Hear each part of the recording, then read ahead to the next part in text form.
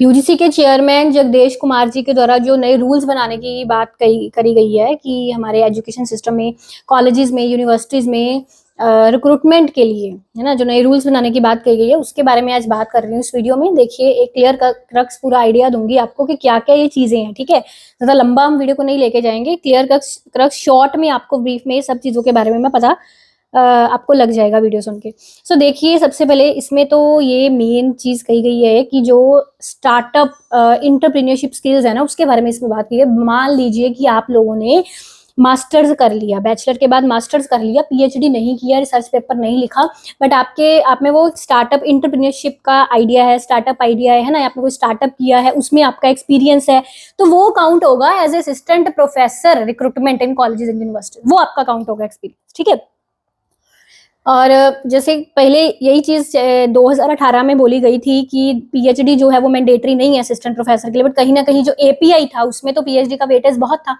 है ना। तो अभी क्या है कि इतना प्रेशर जो रहता है सभी पर कि रिसर्च पेपर्स पब्लिश करवाने हैं, अपना एपीआई स्कोर बढ़ाना है ना, एक हार्डकोर कंपटीशन चलता रहता है, ज्यादा से ज्यादा रिसर्च पेपर, ज्यादा से ज्यादा जो है अपना एपीआई स्कोर बढ़ाओ और असिस्टेंट प्रोफेसर ना, उस चीज थोड़ी, वो जो चीज है रिसर्च पेपर वाली, उस चीज को लेस वेटेज दिया जाएगा।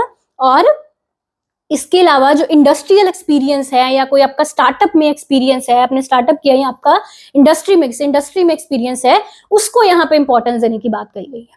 ठीक है, तो जैसे मान लीजिए आपने मास्टर्स के बाद पीएचडी भी कर लिया या नहीं भी किया, बट आपका उसके साथ में किसी इंडस्ट्री में आपने काम किया है कि अपना कोई एड्यूटेक या किसी स्टार्टअप में आपने अपना टाइम दिया है ना, तो वो आपका एज एक्सपीरियंस असिस्टेंट प्रोफेसर में अकाउंट होगा, उसमें उसको वेटेज दिया जाएगा। ठीक है, क्लियर कट ये प्रोसेस के बारे में भी नहीं बताया गया कि वो कैसे, कितना, क्या होगा, है ना, बट उसको वेटेज देने की बात करी गई है। एक चीज और यहाँ पे बात करी गई है, वो ये मल्टी डिसिप्लिनरी रिसर्च के बारे में, मल्टी डिसिप्लिनरी एजुकेशन के बारे में।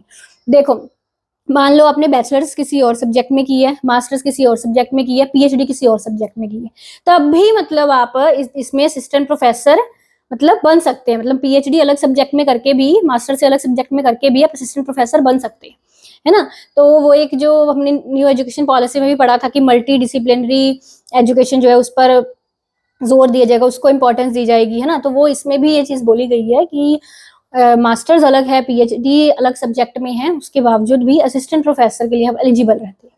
ठीक है, तो ये कुछ रूल्स हैं जो जिसके बारे में इसमें बात हुई है। ये जो भी रिक्रूटमेंट न्यू रूल्स का बहुत न्यूज भी वायरल हो रहा है, आपने सब जगह सुना भी होगा। तो बेसिकली अभी जैसे कोई अपडेट आता है या कोई आगे इसमें इम्प्लीमेंटेशन होता है या कितना वेटेज किसको दिया जाएगा, इसके बारे में कोई भी अपडेट आता है तो मैं आपको इन्फॉर्म करूंगी इसी चैनल पर।